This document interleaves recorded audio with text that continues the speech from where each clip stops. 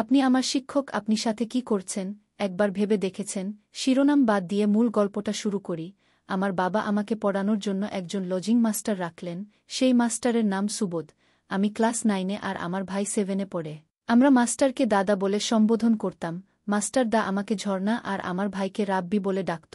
Master দা পড়ালেখায় খুব ভালো ছিল, তার সুনাম অনেক ছাত্রছাত্রীদের মুখে, আর তাই তো বাবা সেই মাস্টার দাকে আমাদের বাড়িতে লজিং রাখলেন। আমার মা মাস্টার দাকে বললেন, আপনি নিজের পরিবার মনে করে আমার ছেলে মেয়েদের পড়াবেন, আর তাই মাস্টার দা আমাদেরকে ভালোভাবে বুঝিয়ে পড়াতেন। আমাদের প্রতিদিনের পড়া যতক্ষণ না শেষ হতো ততক্ষণ মাস্টার দা নিজে পড়া পড়তেন না, আমাদের ছুটি দিয়ে তারপর তিনি নিজে পাঠে মনোযোগ দিতেন। মাস্টার দার সহযোগিতায় আমি ভালোভাবে এসএসসি পাস করে কলেজে উঠলাম। আর আমার ভাই রাব্বি 10-এর নিচে থেকে প্রথম স্থান অধিকার করল। আমাদের রেজাল্ট এত ভালো হয়েছে যে আমাদের মা-বাবা মাস্টারদের প্রতি এত বেশি আন্তরিকতা সৃষ্টি হয়েছিল যে মাস্টার আমাদের পরিবারের একজন খুব গুরুত্বপূর্ণ ব্যক্তিত্বে পরিণত হল। পরিবারের সব কাজকর্ম মাস্টারদার পরামর্শ ছাড়া হতো না। আমার বাবা বিমান বাহিনীতে চাকরি করতেন, তাই তেমন ছুটি পেতেন না, আর আমার ভাই ছিল ছোট। পরিবারের সকল সমস্যায় মাস্টার দা আমাদের একমাত্র নির্ভরশীল ব্যক্তি হয়ে ওঠে। আমার মা-বাবা ও মাস্টার দাকে খুব বিশ্বাস করতেন। আমাদের ভবিষ্যৎ কিভাবে ভালো হবে সেই পরামর্শ ও মাস্টারাই দিত। আমাদের পড়ার ঘরটা মূল ঘর থেকে আলাদা ছিল। আমাদের মূল ঘর এবং পড়ার ঘরের মাঝখানে বাড়িতে প্রবেশ করার রাস্তা ছিল। পড়ার ঘরে 2খান রুম ছিল, আর তার সাথে বারান্দা। আমরা এক রুমে পড়তাম, আর অন্য রুমে মাস্টার থাকত। আমি আর মুখোমুখি বসতাম, আর আমার ভাই ডান পাশে এবং মাস্টার বাম পাশে বসে পড়ত। কলেজের পড়া একটু কঠিন হওয়ায় একদিন আমার পড়া কিছুতেই মুখস্থ হচ্ছিল না। মাস্টার দা আমাকে বকাবকি করছিলেন আর বলছিলেন সারারাত বসে থাকবে যতক্ষণ না পড়া শেষ হয়। আমার ভাইয়ের পড়া যখন শেষ কিন্তু আমার জন্য তাকে বসিয়ে রেখেছে, তখন আমার বাবা বাড়িতে ছিল। মাস্টার দার বকাবকি দেখে আমার ভাইকে বল, রাব্বি তুমি চলে এসো, তোমার দিদির লেখাপড়া এখনও শেষ হয়নি, তাই তোমার দিদি পুরুক। বাবার কথা শুনে ভাইরা মাস্টার দাকে বলল, তাহলে আমি আজকে যাই মাস্টার দা। মাস্টার দা তাকে ছুটি দিল। আমাকে আরও 3 ঘণ্টা ধরে রেখে সম্পূর্ণ পড়া আদায় করে ছুটি দিল। আসলে মাস্টারদার অন্য উদ্দেশ্য আছে মনে হয়। যদি অন্য উদ্দেশ্য না থাকত তাহলে মাস্টার আমায় এত ভালো করে পড়ায় কেন? আর পড়া শেষ হয়ে গেলেও আমায় বসিয়ে রাখে। পড়া সঠিকভাবে আদায় করলেও মাস্টার দা বলতে হয় নাই আরও ভালো করে এখানে বসে পড়া শিখে তারপর ছুটি হবে। তোমার মাস্টারদার কথা মা বাবা অনেক বিশ্বাস করত। মাস্টার যা বলবে তাই হবে। মাস্টারদার কথা ছাড়া আমার মা বাবা কিছু করতেন না, এতটাই বিশ্বাস করতে। আর সেই বিশ্বাসের উপর আঘাত করল মাস্টারদা। যাই হোক, সকালে বাবা আর মাস্টার একসাথে ব্রেকফাস্ট করার সময় বাবা মাস্টার দাকে বললেন, সুবোধ দেখো, তুমি আমার ছেলের মতো কোনো প্রকার লজ্জা শরম করবে না। মেয়ের পড়া শেষ হয়নি বলে রাব্বিকেও ধরে রাখবে না, তাহলে রাব্বির তাড়াতাড়ি শেখার আগ্রহটা নষ্ট হয়ে যাবে। ঝর্নার পড়া ভারী সেটা আমি বুঝি, যতক্ষণ সময় লাগে লাগুক, ওর পড়াশোনা শেষ না হওয়া পর্যন্ত ছুটি দেবে না। প্রয়োজনে সারারাত লাগুক, তুমি তাই করবে, তোমার সংকোচ করার দরকার নেই। মাস্টার দা বলে হ্যাঁ কাকা বলে মিটিমিটি হাসছিল। বাবার ছুটি শেষে কাজে চলে গেলেন। একদিন আমি ইংরেজি বোর্ড একটা রচনা পড়ছিলাম, একটি কিছুতেই মুখস্থ হচ্ছিল না। রাত 1-1টা নাগাদ আমার ভাইকে ছুটি দিয়ে দিলেন। আমি পড়তে লাগলাম। হঠাৎ মাস্টারদার একটি পা আমার পায়ে লেগে গেল। আমি ভাবলাম গুরুজনের পায়ে পা লাগিয়ে দিয়েছি, তাই তাড়াতাড়ি সরিয়ে নিলাম এবং প্রণাম করে নিলাম।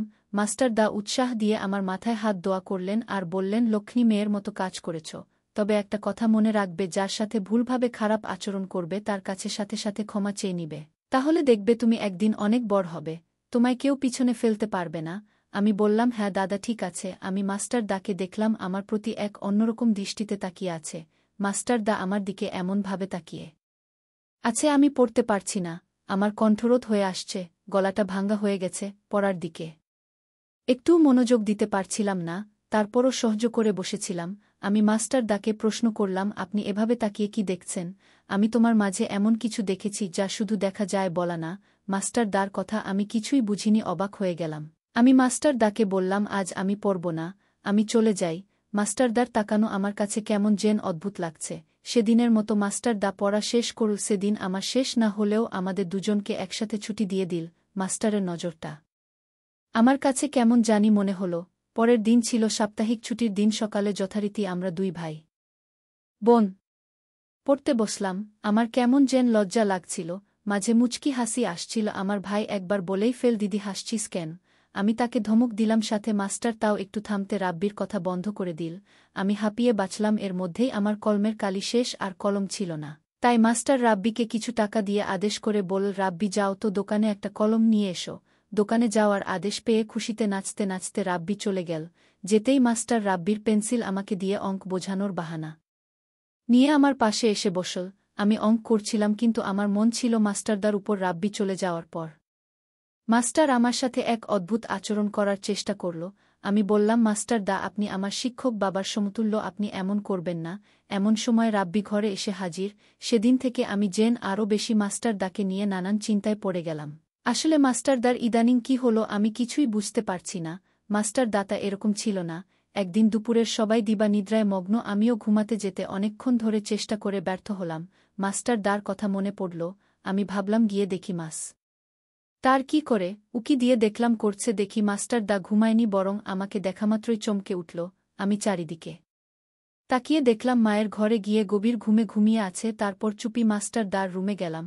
আমি মাস্টার রুমে গিয়ে মাস্টার দাকে ডাক দিয়ে তুললাম। ডাক দিতেই মাস্টার দা ঘুম থেকে উঠে পড়ল। আসলে মাস্টার দাও ঘুমায়নি, দা জেগেই ছিল। আমি মাস্টার দাকে বললাম, আপনি এত রাত হলো ঘুমান না কেন? মাস্টার দা বলল, আমার ঘুম আসছিল না। মাস্টার দা তখন আমায় বলল, তুমি এত রাতে আমার রুমে কেন? মাস্টার, আমি আপনার রুমে এসেছি একটা প্রয়োজনে। মাস্টার দা বলল, কি প্রয়োজন সে? তখন আমায় বলল, আপনি ওই দিন আমার দিকে তাকিয়ে কি দেখছিলেন?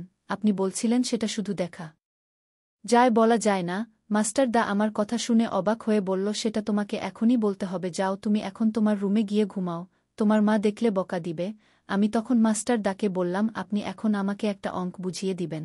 রাত প্রায় 2টা বাজে, এই মুহূর্তে লেখাপড়া মাথায় কাজ করবে না। কাল সকালে আমি বুঝিয়ে দিব। মাস্টার দাকে বললাম, যদি অঙ্ক না বুঝান তাহলে আপনি আমার দিকে তাকিয়ে কি দেখলেন সেটা বলেন। আপনি তো বললেন সেটা দেখা যায়, বলা না। আমি এটার উত্তর না শুনে আমি কিছুতেই আপনার রুম থেকে বের হব না। আমি মেয়েটার এমন দেখে আমি আশ্চর্য হয়ে গেলাম। আচ্ছা, তুমি তো কোনোদিন এমন করো না, আজ কি তোমায় ভূতে ধরেছে নাকি?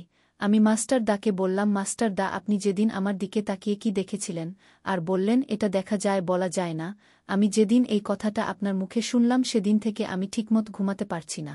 আমার বারবার জানতে ইচ্ছা হয়, কি এমন জিনিস আমার মাঝে আছে দেখা যায় কিন্তু বলা যায় না। আজ রাত কিছুতেই ঘুম আসছিল এই কথা ভাবতে, আর তাই আমার ঘুম আসছিল না। আমি আমার ছাত্রীকে বললাম, শোন, আজ না কাল আমি সত্যি বলবো, এখন রাত অনেক হয় এছে, প্রায় ফজরের আইন পড়বে, তুমি যাও গিয়ে ঘুমাও।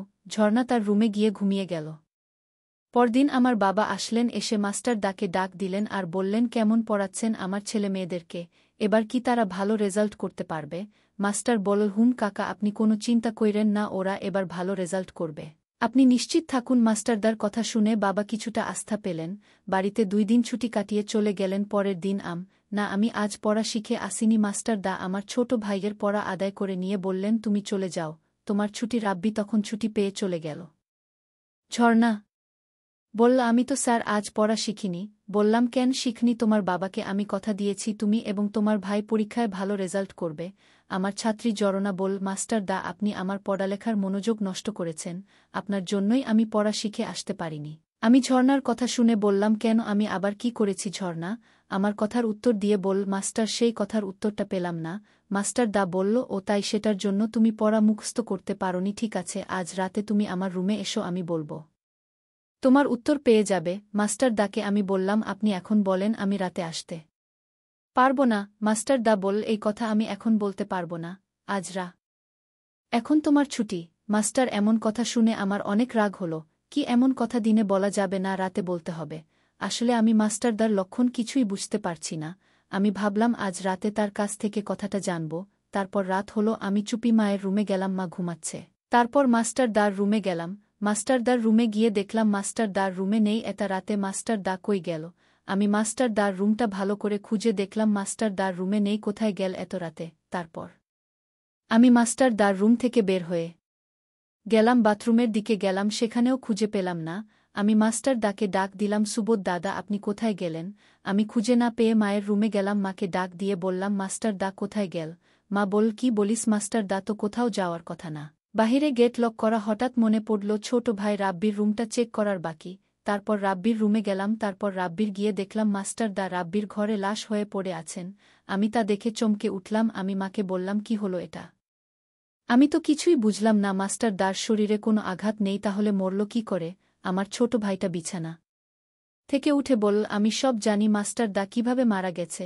রাব্বিকে জিজ্ঞেস করলাম, কিভাবে মারা গেছে বল। রাব্বি তখন যা বলেছিল তা শুনে আমার আত্মাটা কেঁপে উঠল। রাব্বি বলল, মাস্টার দা মরার আগে আমার রুমে এসে আমায় ডাক দিয়ে বলল আমি দরজাটা খুলে দিতেই মাস্টার দা আমার রুমে আসলো।